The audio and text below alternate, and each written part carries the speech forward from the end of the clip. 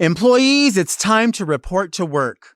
We have been nominated for Best Podcast by the Queer Tees, and it's time for you to vote. Every vote counts, and you can vote as many times as you want. We want to snatch this trophy, and it's time to get very Delta. Hearts gather round. I'm Delta Work, and this is Very Delta. My Lukey's on the show today, and we talk about kielbasa, catheters, and footwork. But first, do you want to see me go off? Because I think you want to see me go off. Oh. Mom!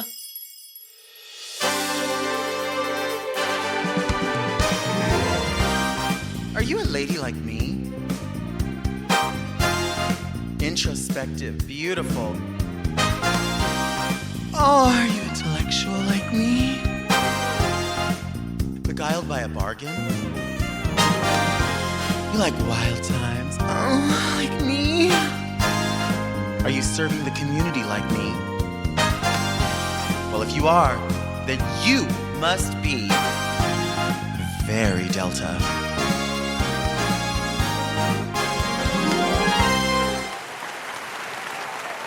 I'm Delta Work, and this is Very Delta, a luxury public access podcast and talk show where I look gorgeous, speak extemporaneously, and invite fascinating people to sit on the couch and get very Delta. Very Delta is for the woman who is holding out for that heart-shaped box of C's candy, but will never turn down a little baggie from Dollar Tree. But first, let's get into some things that are very Delta. Go off, Delta! You are driving me crazy. You're driving me crazy. You are driving me crazy. Why is driving so different? When did everything become complete lawlessness? You know, I've been talking forever about people not putting on a blinker when they change lanes or when they merge, or people who park weird. It's beyond that. It is totally beyond that. I feel like we are just being conditioned to drive however we want, whenever we want, in whatever capacity, in whatever inebriated, high, drunk, whatever. People are just doing whatever.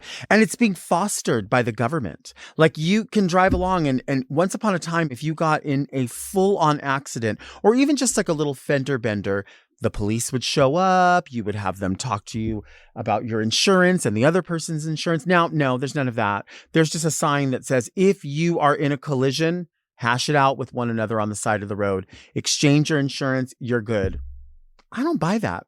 I need an authority there. I need somebody there that's going to say, all right, I see all these moving parts. Because what, is everything supposed to just come out later in paperwork and then everyone's supposed to believe what he said, she said, they said, Z said? Like, well, I don't understand how that's enough. I feel like there needs to be an authority. Now, by no means am I saying I want the police necessarily around me, because that's the last thing I want. That's the last thing any of us want. However, you know, if it was structured properly and there were people there that could say, I'm just here to make sure that you have what you need. You have what you need. I'm here to just sort of mediate in the middle. And then now you go on your merry way. I feel like that would be great. But we don't even have that anymore. That doesn't even exist anymore. People are just driving along. I remember as a kid, even like somewhat into adulthood, I always had this sort of fear of driving around with the dome light on. I always was told, if you have that dome light on too long, you're going to get pulled over. They're going to want to know, what are you doing in there? Why are you driving with the dome light on? I don't think you can really get pulled over for that. I don't know that that's a thing anymore. There was a time when people used to not drive on their phone. As soon as they saw a cop, they would like slide their phone down and set it down. Like, oh no, I'm just playing with the stereo, just checking my stereo. No. People don't care about that anymore. They are on their phone. I will pull up next to them. You'll see a cop pull up next to them. And they're like, I sure am on my phone. And what are you going to do? You're not going to do anything. And they don't. And they know that the cops aren't going to do anything whatsoever. Remember when people used to say like, oh, the cops have a quota. They pull people over. They have to have a certain amount of people. I don't even think they have a quota anymore. I don't even think they care anymore what's being done, how it's being done, why it's being done. I don't think minor infractions exist anymore. I don't think there's such a thing as like just breaking general traffic rules, I don't think that is something people observe whatsoever anymore at all, ever. There used to be a time where you would pull up to a traffic light and it would seem to take forever. And people would say, oh, just flash your high beams on and off and that'll trigger the light. That does not trigger the light. Shut up. Maybe unless you're living in some little tiny town or something, it's not triggering the light. There are several locations near where I live where I'm at the light and it will take so long, maybe like 1 o'clock in the morning. I'll just look and I'm like, I guess I'm hopping over, and I'll get out of the turning lane and I'll have to go straight and I'll have to make a U-turn all the way around. Of course, there's other people that are like, I'm just running it. And what do they think, I wonder? Are they like, well, if the traffic cam gets me, what are they going to say? There was no cop there. So are they just going to go, well, it took a long time, so I just went. I mean, what do you say at that point? I don't know what we're supposed to say or not say. When I'm driving, my favorite color of light is green. But I don't think when it turns green, you have to start honking your horn the second it turns green. Give people a minute, give people a minute to push the gas. Give people a minute to maybe put it back in gear because they've been sitting there forever because a train was there or for whatever reason. But when people just start laying on the horn, move, we gotta go. Just relax. Just give it a beat. Just give it a quick beat and go, okay. Now, if somebody's sitting there on their phone or whatever, I get it. But just calm down. People are going to go. Everybody wants to go. Everyone has somewhere to be. We all like the green light. What happened to the yellow light? Where and when do we decide? I feel like you have to understand where you are when the yellow light hits. It's either move forward or stop. It's which one is the most effective for all of the traffic, which one is going to keep the flow of traffic going, right? So if you're in the middle of the intersection, obviously you're going to keep going. If you're approaching the intersection, but you're not yet at the crosswalk, just stop. Just stop. Now, no one's going to say that when you're getting up there and you're about to get all the way through that you have to slam on your brakes and cause an accident, but use your head, And I usually say, follow your heart, but take your head with you. Only use your head when you're in traffic. You have to understand what is going to be the safest for everyone, what's going to get me from point A to point B within the rules. The yellow light is your chance to make that decision. It's your chance to decide, am I an asshole or am I not an asshole? What am I going to do with this choice right here? Because your choice with the yellow light is going to affect everyone in the intersection. Everyone. Why is everybody driving crazy? Just lawlessness. I feel like if you're on some sort of mood stabilizer, whether it's a pill or marijuana or alcohol or whatever it is, there's got to be some sort of rule that says you're not allowed to do that or else you're going to get a ticket because you have changed your mood or your mental stability in some way that could alter the way that you drive. So if you can get pulled over, if you can get pulled over for being drunk because it changed your mood, whether, I don't know, some people are drunk and they're happy. Some people are drunk and they're sad. Some people are drunk and they're mad. I think the same goes for marijuana. Sometimes people smoke out and they're just chill. Some people get crazy. Not that many get crazy, but a lot of people get really relaxed and then they get behind the wheel and they're just driving and they're like, yeah, I'm fucking smoking weed and driving and wet. Say something. Well, yeah, say something. The speed limit. Let's drive. Let's go along. But people are like blowing clouds out of the car. And I'm like, is there not a fear that the cops are going to go, oh, hey, you're actually not supposed to smoke marijuana while you're driving? I think people just figure at this point, there's so much going on. No one cares. No one cares. Because what happens? The cops aren't going to pull you over. And then if you get into an accident, people figure there's no cops to enforce anything. You just have to talk to the other person. The other person's probably fucking high too. What's going to happen? Let the insurance figure it out, they figure. That just seems weird to me. I feel like there's just no concern for ownership of yourself, ownership of following the rules. I don't think there's anyone to enforce the rules. It's just like at some point, everyone said, drive your car however you want to drive your car. If you want to stop at the stop sign, stop. If you don't. If you hit somebody, I don't know, just say sorry or just drive away. I don't know. You know what else is weird to me? when you pull up behind a school bus and the lights are flashing. It says you have to stop if the red lights are flashing.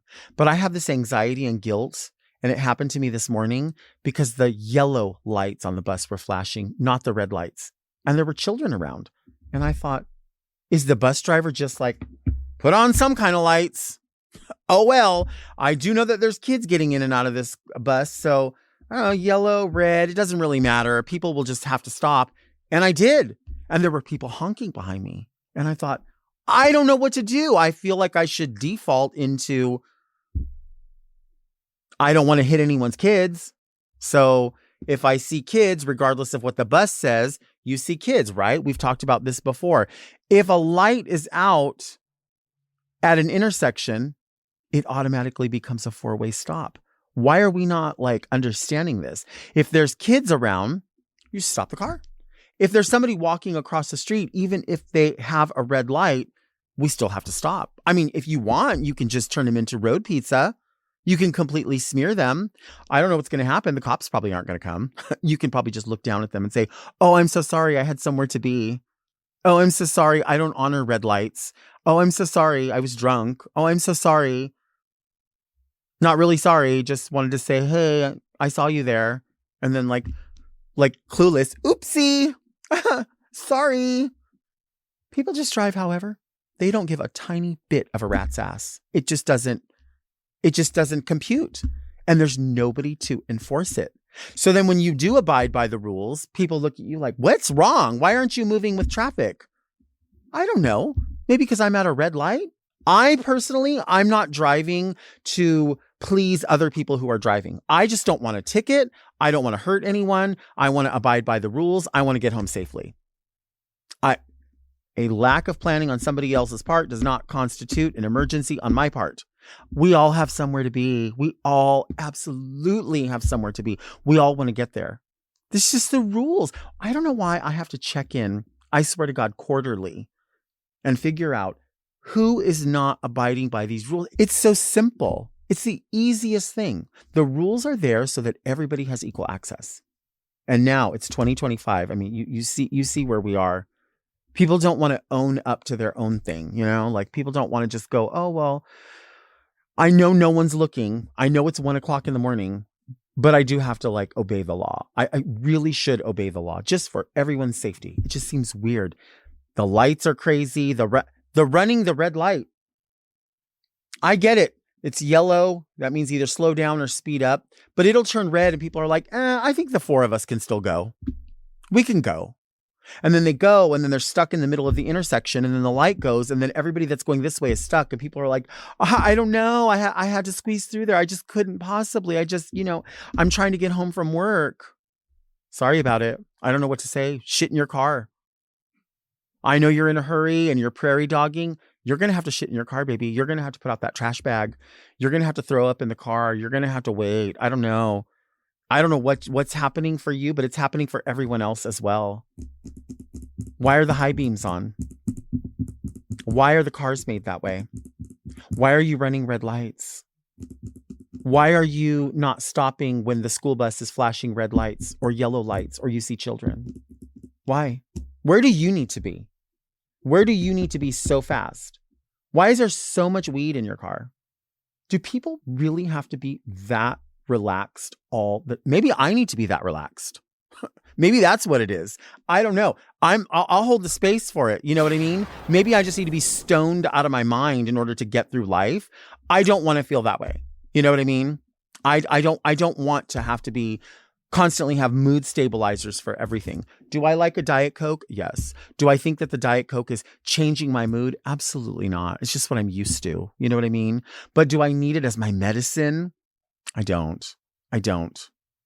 Do I need it to give me a personality? I don't think so. Do you want to see me take a break?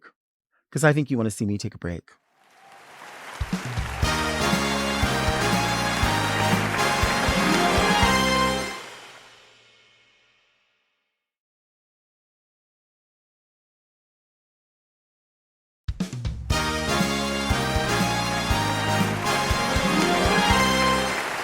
Today's guest is a rapper with baby blue eyes and a limp wrist. He is the CEO of Daddy Department. Please help me welcome the one and only Cazwell. Hi. Hi. Happy Valentine. I am so gagged. Stop it. I got you Look- some candies too. Oh my God. The sweet tooth. These I know you are are. the reason that I love seasonal hearts like this is because there's more peanut butter than chocolate. Yeah, I wish that they had done that more with like the Cadbury eggs, because I know once in a while they have the Cadbury eggs with the peanut butter in them. Then they just like stopped, which I really like a Cadbury egg. But You I do. figured those would do just fine. This is Celebrate the beautiful. moment. I put together a flower arrangement, but I never get real flowers. So this is exciting. They're a lot. They're a big responsibility. They The are fake big. ones work a little better. But look how beautiful that is. Thank you. Yeah, of That's course. so thoughtful. Do you have a favorite Valentine's candy? Yes, and my favorite candy in general is Twizzlers, and that was probably one of the disappointments that happened when I moved to Los Angeles, because you go to the movies, it's always those plasticky what they grapevine, whatever they call it, The red vines. yeah, the red vines. Mhm. Yeah, I can't stand them, but just open a pack of Twizzlers and I just love this. I could dog a whole pack right now if I had them. But Do you ever just eat HDMI cords? Because it's similar, isn't it? you know what? I don't have a TV. Is that what HDMI cord is for? Yeah, it just tastes like a Twizzler.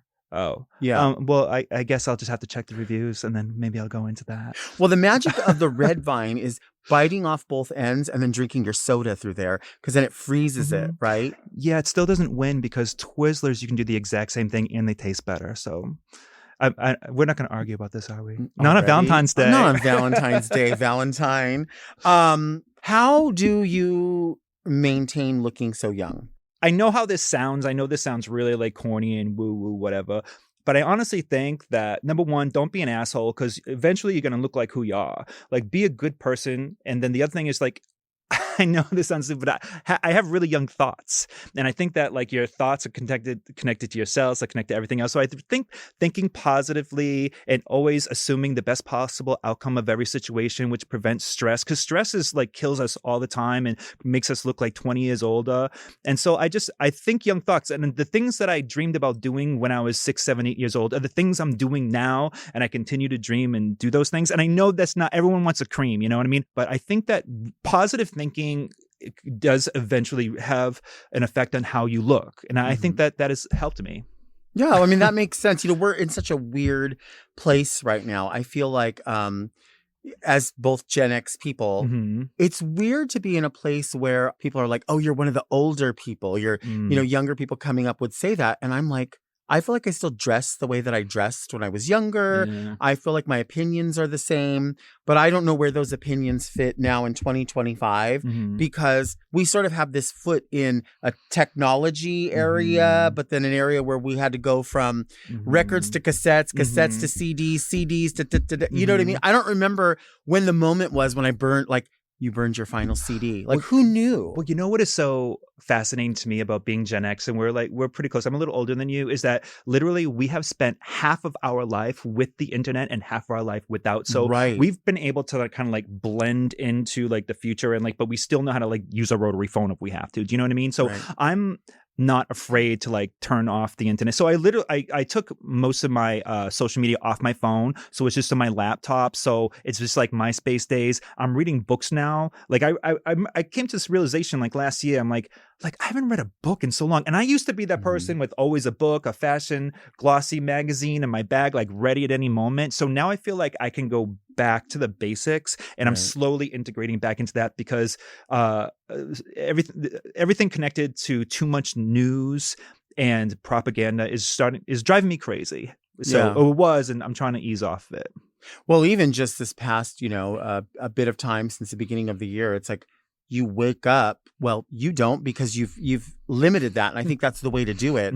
But I will wake up and I'll look at my phone and I'm like, oh my gosh, like how has everything overnight just drastically changed? And then the next day, overnight, it changed again. Well, propaganda machines and the news and the government, they want to control us by fear. That's, nothing new. But also, like, if you want to start to practice to just assume the best possible outcome, you can't be surrounded by things that control you with fear. So I think that it's really important to put a limit on the amount of social media and access to the news that I have, for me anyway. So when anyone says, well, what, you don't know what's going on, I'm like, I know what I have to know, and I'm prepared, for certain things, but I'm here to enjoy my life, and I'm not going to let anyone take that away from me. Now, that doesn't mean that I don't have a bag ready to go if I got to leave the country. I might know where my passport is, everything like that, but I'm going to like enjoy my life and create the art that I want to make, and just like I'm here to have a good life. You know what I mean? So I'm not going to let,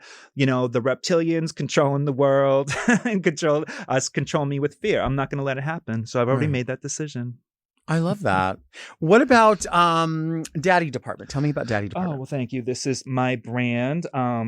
I am the owner of Daddy Department, unfashionable clothing for unfashionable people, daddydepartment.com. Right now, as you're watching this, we are having a sale, so please check it out. I started the company with my friend JC during the pandemic. And what I like about this brand is, just like you, I work in clubs all the time, so I'm surrounded by Gen Z, So, and I didn't realize till I started doing this, like, I don't hang out with anybody my age. Like, everybody's like 25, 26, So it actually starts a community with Gen X, late time millennial. I would say like 34 through like 64 like are into the brand, and I don't know, it's just been really interesting for me to start a new business, but it's really good that I have something to promote that I don't have to do like sit-ups for, like a music video, you know what I mean? So just work on other daddies for that. So I enjoy it, and it's just like another thing that kind of like connects my music and my videos too. So, and just creates a sense of community with gay men my age. Yeah, I like that. Yeah. Do you wear that to bed, or what do you wear to bed? I've been sleeping naked lately. I find it much more comfortable. I used to do like, fall asleep, and I used to have pajamas and stuff, but something about like the past couple of weeks I've been sleeping naked. I find it's like easier for me to sleep like that. Even when it's cold? I just throw another blanket on. I have a heater next to me. You got to turn it off before you go to bed because that's dangerous. But, I just put another blanket on. It does get cold here, right? You don't know that. Well, it didn't used to, but the planet is falling apart. So yeah, I know. The first winter I moved here on like Christmas Day, 2016, I think, and that year was like really cold. Everyone's complaining about it, but I was only going to stay here for a winter, and then in January I felt like the warm sun on my face. I'm like, it changes your perspective. You know what I mean? So I decided to move here after that. Yeah. What about being a phone psychic in New York? Tell us about that. God. Yeah, so when I moved to New York, I was a psychic on the phone. This is when they used to do that with Miss Cleo. My company I worked for was called California Psychics, and I had a landline. This is how you know that no one's fucking 976. Is that or 900, 1-900? Yeah, it was a 1-900. I had to get my own landline in my room, and I was doing it. But I started to get shows because I was in a rap group at the time, and I had to talk all the time on the phone. I started to lose my voice, so I had to stop. But I'll tell you something: every single guy that ever came up, that ever called me, every single one, it turned into phone sex, and they didn't care that I was a guy. They would say every single time it turned into phone sex. Would you change your voice, or they didn't? No, care? I was just like me on the phone, and then it would just like it would get sexual, and I'd have phone sex with these guys. It would turn every single time. Stop. I mean, I would say that only 5% of the time it was guys that called. It was like women that wanted to know if their husband was cheating on them and stuff like that. And I had a book called The New Astrology, which is the combination of Eastern and Western astrology. I had the whole book outlined in it. That book is like to a T. I'm a Cancer. Okay. So it's I'm a good friend, sensitive. And so you would literally just sort of like read it as you're going and patch patch together. The first question I would ask them would be their birthday. So I would just pull up, okay, this person's an Aries snake, and then just read shit off, and I would always be right. I'd try to read real slow because I wouldn't make any money till I got them on for 2 minutes, and then we'd go up to like $2.50 a minute. Oh. But I don't know if you know this too, but if you were going to bring this up, the way I survived in New York actually was I was a foot hooker, and I gave foot massage for feet and let guys play with my feet for money. So I catered to the foot fetish industry. Yeah. So I was the only one that did it that I knew of. So I had an ad in like, the gay rags that said like foot hooker, and my name was Ludwig. I changed my identity for it. And so I charged $90 an hour or $250 an hour if they wanted to play with my feet. And speaking of, I got a lot of straight guys because if you take your feet and you put them together, it creates a shape that's kind of like a vagina. Yeah, so that's like your feet coming together. And so I've guys play with my feet. But that's how I survived in New York City when I was trying to make a living and start my career as a musician and an artist. Yeah. I think because the sex industry or anything adult or whatever, just I feel like it's just so weird when people sort of shame it or think it's weird. But so many consume it. So many want to consume it, but they're like, oh, I can't believe you did that. I don't understand why everyone's so afraid to talk about it. I know, like porn's a $17 trillion industry, and it's fucking fun. And I don't think it's like, I think there are people who look at some of it as like, you're physically more dirty, or you're physically more diseased, or you're physically more I don't feel like any of that is really a factor. I feel like people that do participate are so aware of the dangers, aware of what needs to be taken care of, that they're more focused on safety. It's interesting that you say that, because at the time that I was working in the industry, I was in a rap duo. I wasn't solo yet. And when the girl that I was rapping with found out that I was technically a prostitute, then she didn't want to work for me anymore. So really? So that was kind of like the catalyst to us breaking up. Catalyst. What if you had your own something, like your own lighter fluid for a grill, and it's called the Cazwell? Right? That's the start. Like, you're the fire starter. The Cazwell. Ooh, I am the fire starter, I like baby. that. Yeah. Let's take a break.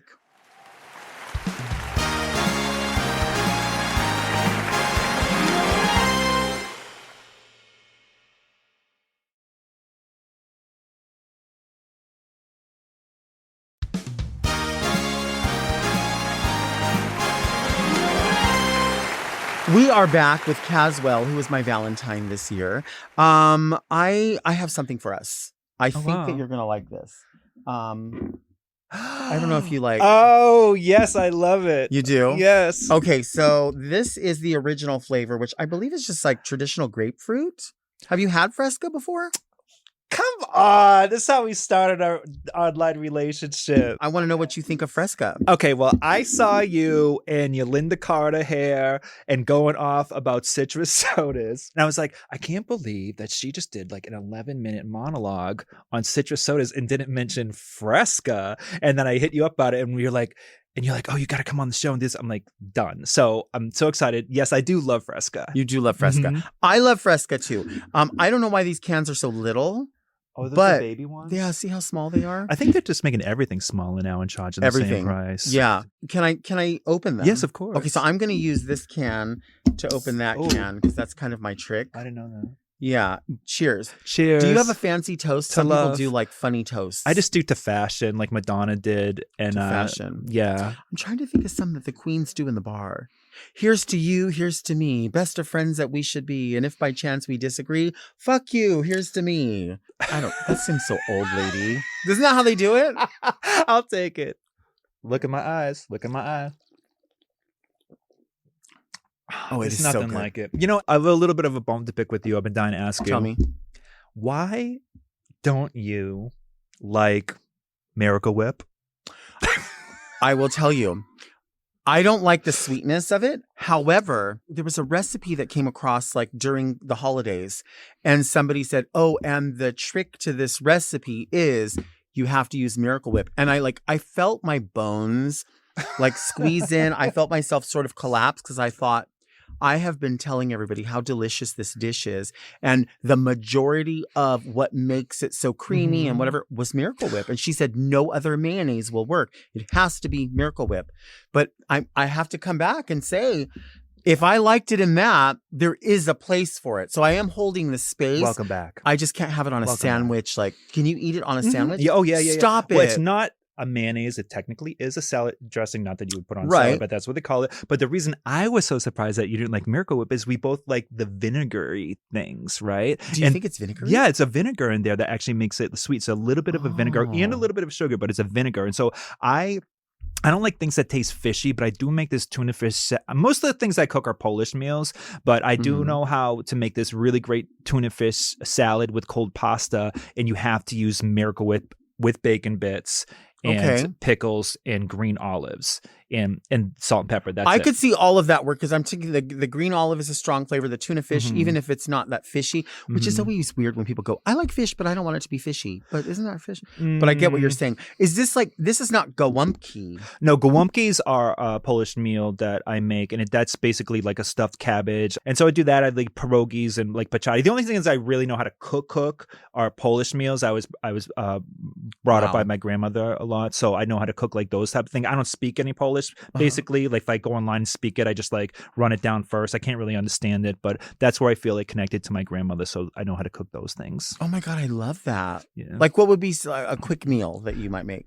Nothing about it. Well, nothing It's about not it's quick. quick. Nothing about That's quick. what I kind of Nothing about it's too quick. Like, but the thing about it is when you make pierogies, you make like 50 of them, and then you have enough for the week. So I like make pierogies with like or kielbasa. I'll do with like a horseradish or a sauerkraut. I like that. Do you ever put kielbasa in an air fryer? I haven't seen one big enough for kielbasa, I don't think. But I could cut up pieces. I would try that. Yeah, you I have would to do try it in that. little pieces. I would like try little that. medallions. I would It's try so that. good. It's so good. Yeah, I would try, but I actually like kielbasa when it's cold. Like I have more memories of eating it cold. Like it's a leftover, and then you have like the horseradish there, and then my mother would just like have that on the table with like some crackers and tea and coffee and shit like that. So I don't know. I think I enjoy kielbasa cold more than I enjoy it warm. I feel like this is the only time I've ever had a conversation with someone on the show about kielbasa, and it could be my favorite type of like meat protein in general to eat. I love it.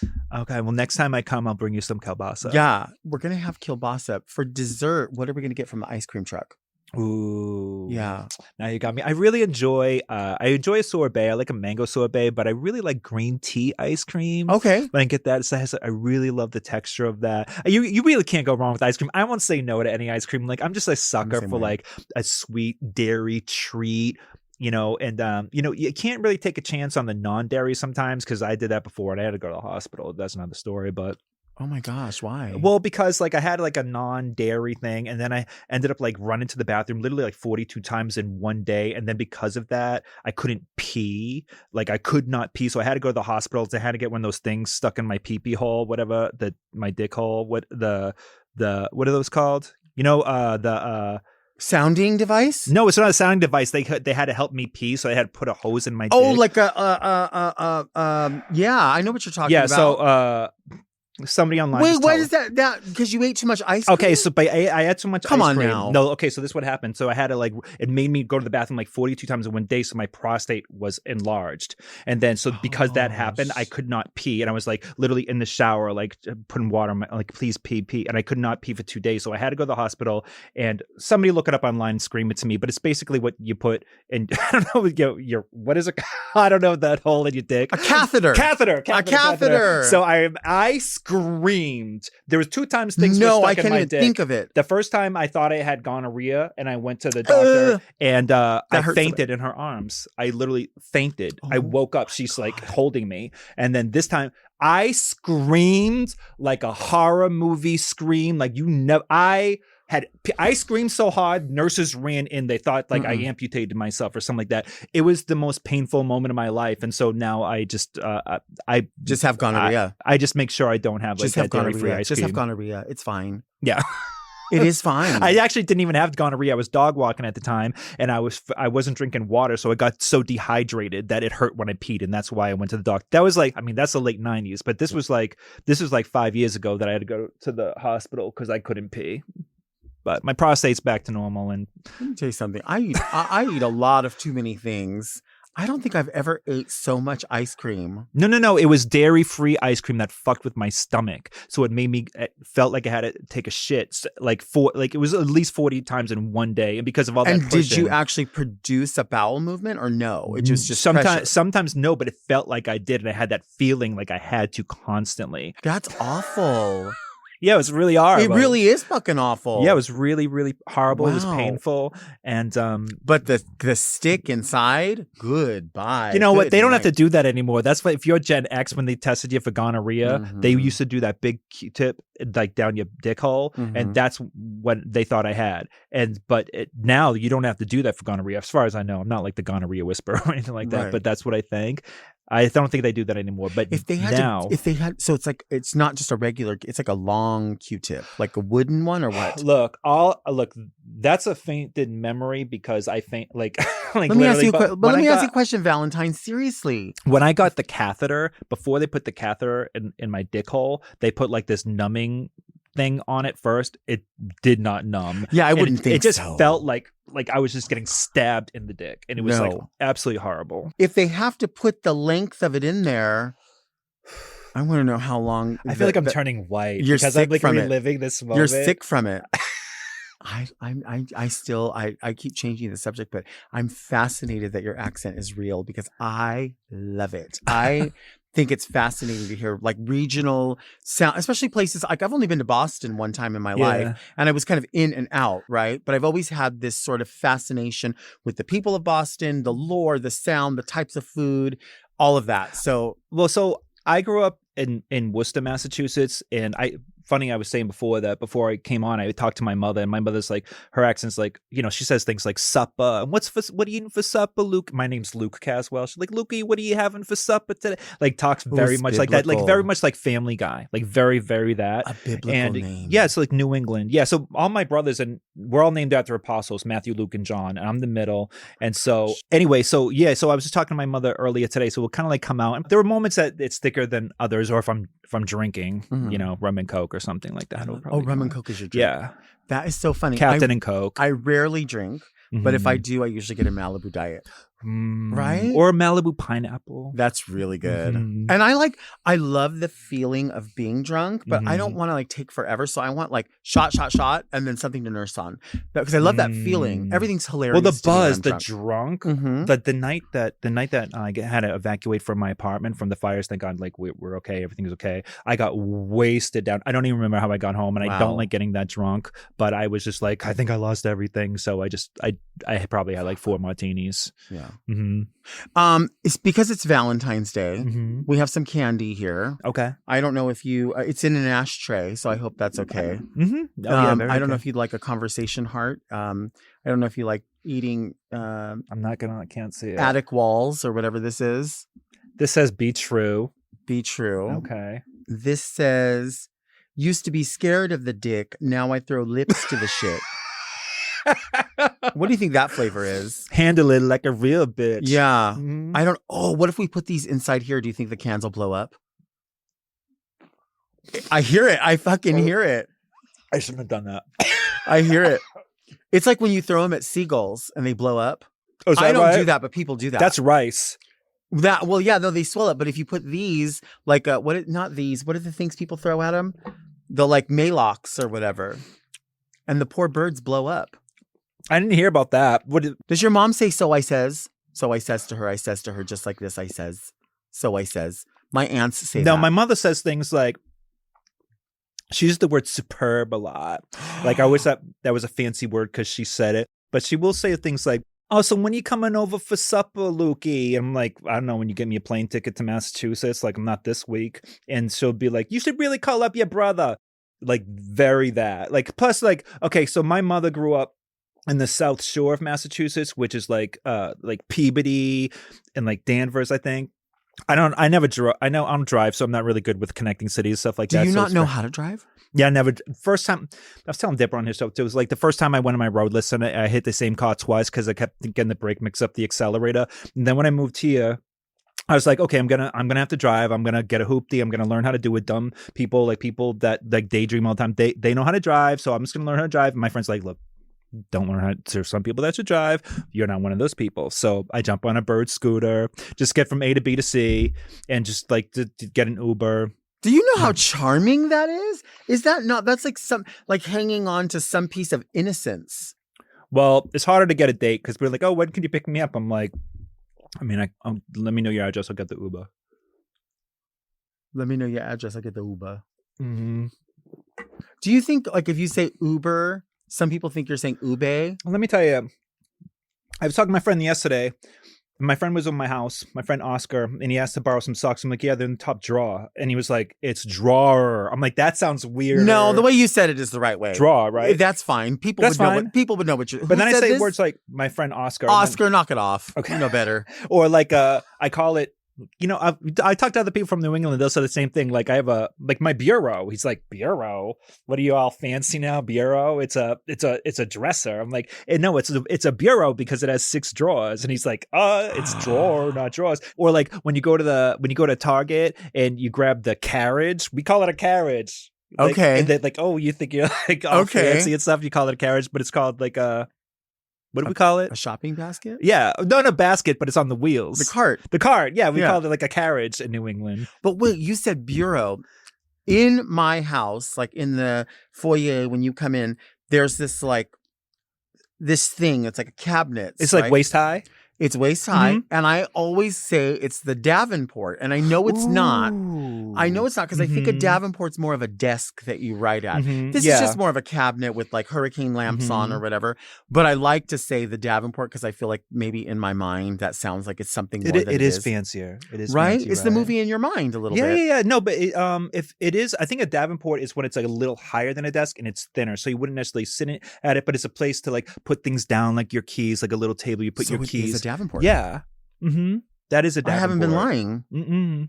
I love this. You are the truth, baby. I'm telling the truth. What? New York gays versus LA gays. All right. Tell me. Be honest. Okay. No. I'm You're gonna be always completely honest. You know what? You're so honest. You are honest anyway. I don't know why I said that.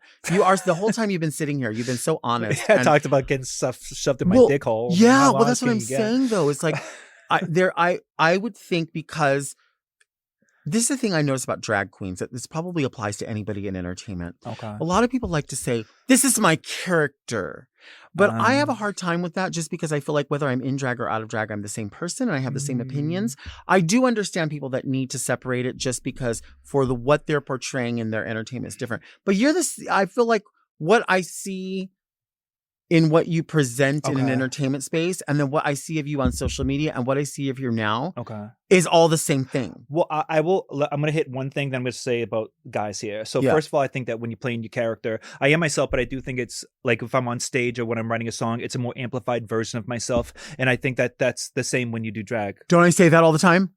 Don't I say that all the time? That's what I've never heard anybody else say it. Right. So, I think that the difference between, LA guys and New York. First of all, guys from LA have a history and a reputation for being flaky and not showing up on time. I'm going to say something right now. All right. The people from LA who live in LA, who were brought up in LA, like Los Angelinos, they are not that. Los Angelinos are some of the kindest, generous, like open-hearted, like just like welcoming people I have ever met. It's the gays that move here from like Pittsburgh and New Hampshire or fucking somewhere in Florida, and they move here and they just want to be fit. Those are the people that have created the reputation from what I think of being like flaky and superficial here because they come here to be a star. Right. So they're the people like, oh, so what do? You know what I mean? When people that grew up here seem to be very warm and welcoming to me. I know. I mean, they're all like, no one's a total asshole here, but I've been ghosted more here than I have like met in real life.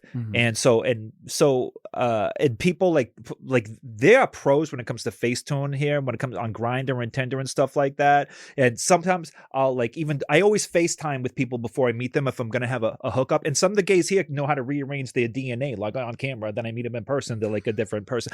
So I'm just like focusing on me right now is basically what it comes down to. I'm not trusting whatever's supposed to come my way will just come my way. I don't need an app. Like we said, with Generation X, we're good at meeting people in person. Like in a bar, like I know how to talk to people in public.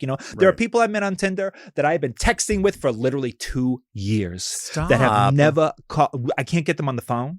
They don't want to talk on the phone. They don't want to FaceTime. There's always an excuse to meet up. I mean, I know they are who they say they are. I've seen their social media, but they just don't know how to communicate in any other way besides texting. So I'm over it. I'm living my life. So we'll see what happens. And what about the New York gays? Honey, when I was living in New York, I had so many dates. I was like, wait, is he the one from Honduras or Mexico? Like, I don't remember. Like, I would get a mix. I'm spending Valentine's Day with my imaginary boyfriend. What is your imaginary His boyfriend? name's Fabrizio. Okay, and where's he from? He's from Cuba. Okay. But I love him. He's like, we take really good care of each other. And I was sick last week and I could just be like, oh, Breezy, can you just get me a cup of tea, please? He's like, yeah, baby, I got you. But I'm there for him too. Like, we have a really good relationship. So I'd rather just like keep it in my head. Let's take a break.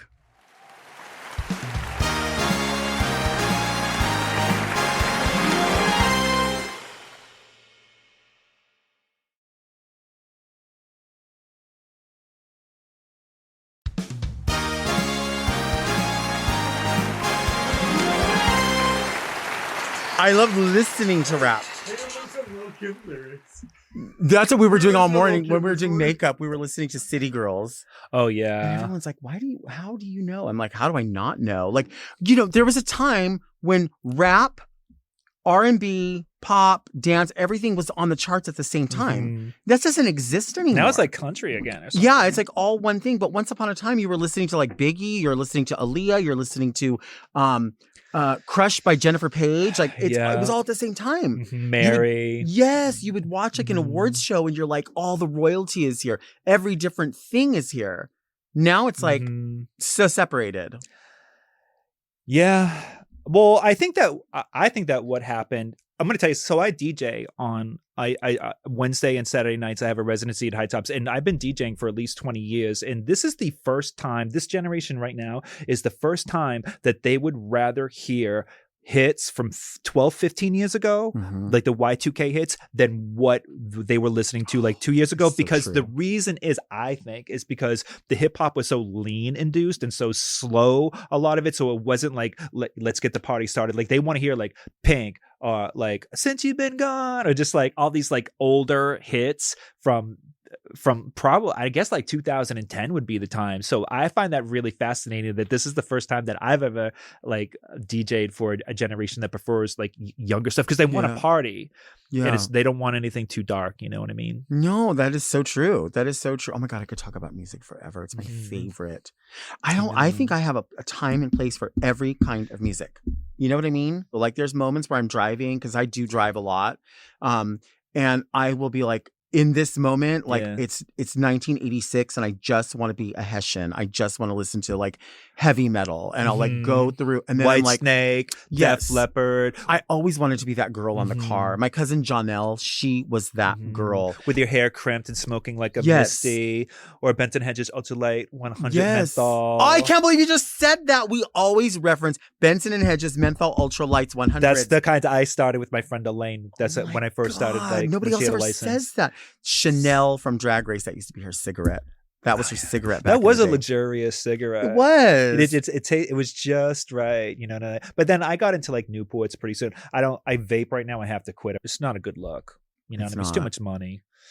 Is it expensive? I mean, excuse me. It's like dude, $30. let out a loud burp though. Huh? Let out a loud burp. Okay. Countess Luann farted. Who did? Countess Luann. That's yours. You can drink it. Well, you don't want it, do you? Because you think I have disease. No, I'm gonna drink it right now. Watch this. That's how you know it's my Valentine. What's yours is mine. Oh, and what's mine is mine. I'm so playing. Asshole.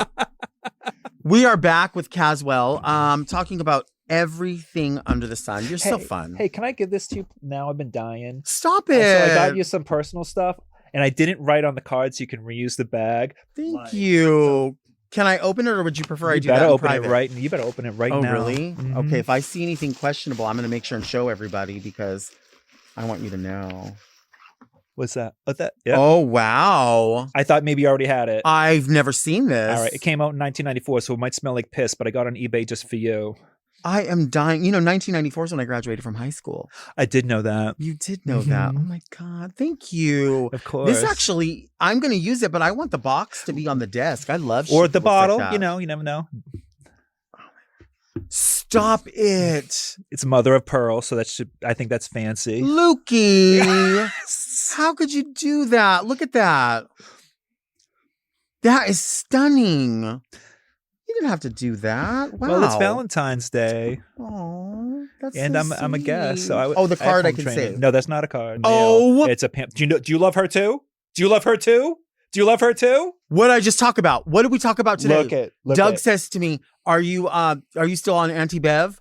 Anti-Bev is the truth. Is the truth. Yeah. So I got that. I'm like, you know what? I think she would like that, because she's like she's a fancy word type of person. Oh. So if you're not following Anti-Bev, I don't know what you're doing, because in addition to her really teaching you how to have these conversations and use these words, it's calming to me.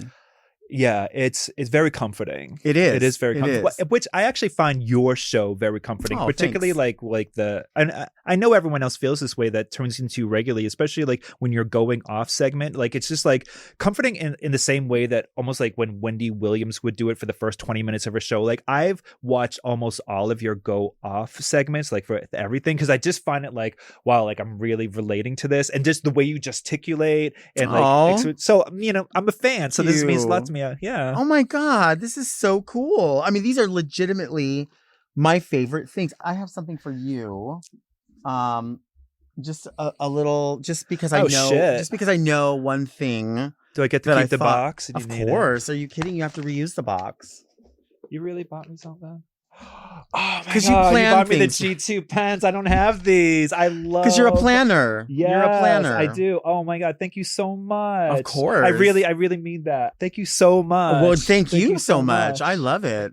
You know, this is the part of the show where people write in the letters, right? And they might have questions, comments, queries about a little bit of everything. Read me Delta! All right.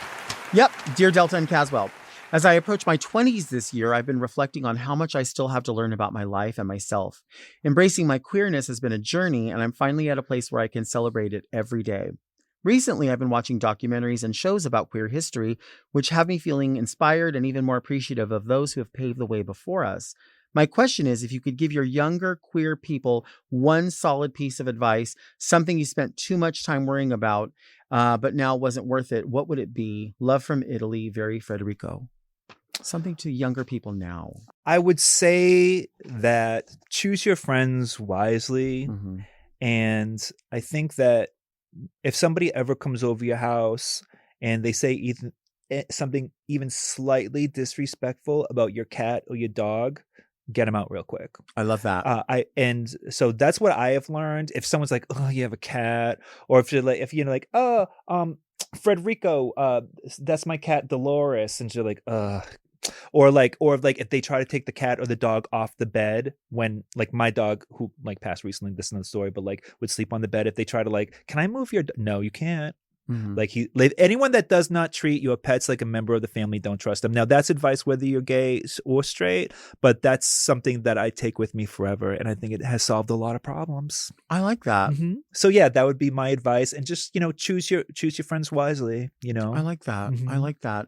I think that's good advice. I think that's solid, specific advice. And I think a lot of times when I answer questions, it's like so very general. So I love that that's specific.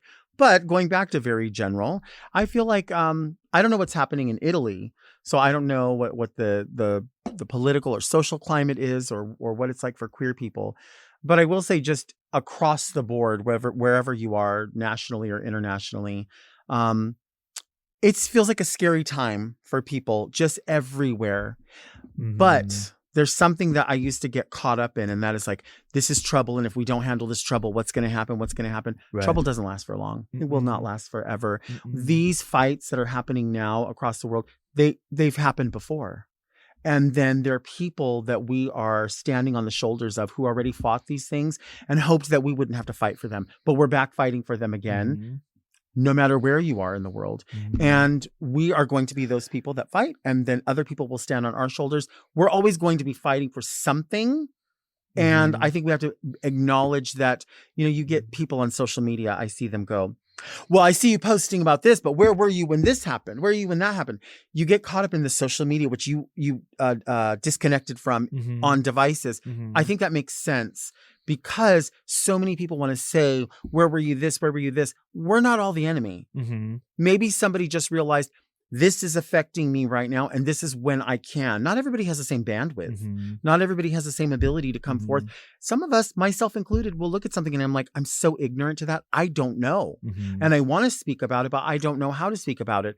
And then there's going to be those people that just stand back and they're like, I want to watch you and I'm going to read you and I'm going to read you and I'm going to read you. The library is not always open. It has hours.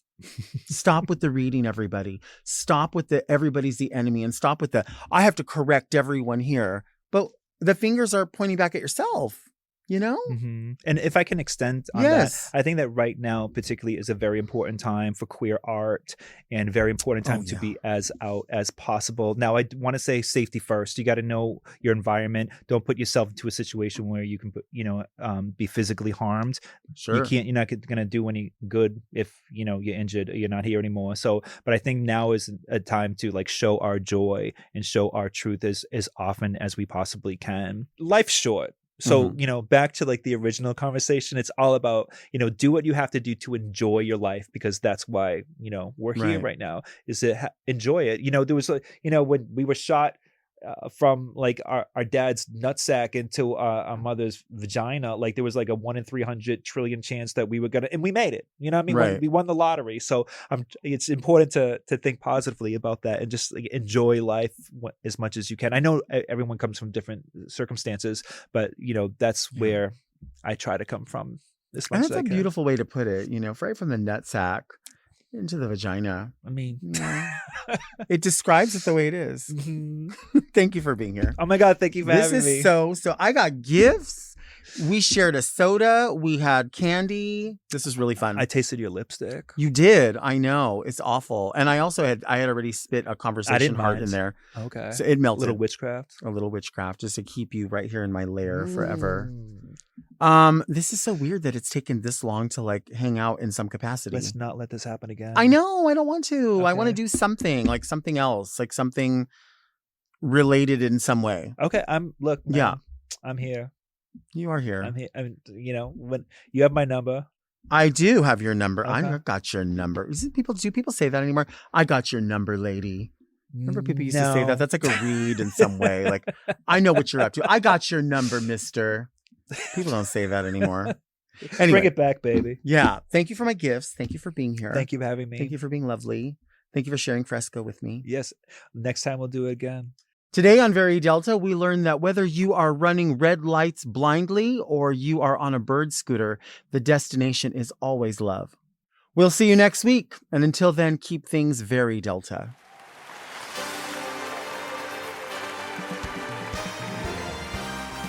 Very Delta is produced by Moguls of Media, aka Mom. Hosted by Delta Work. Produced and edited by Doug Robertson. Technical direction by Margot Padilla. With original theme music by Will Pitts. Media and design support by Stone Cold. And set design by Eris Sevilla. Executive produced by Alaska, Willem, Big Dipper, Camille Stennis, and Joe Cilio. Recorded at Forever Dog Productions.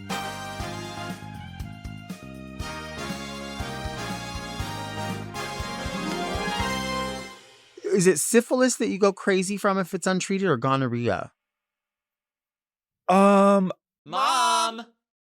Watch Very Delta uncensored, ad-free, and a day early by subscribing to Mom Plus Gold.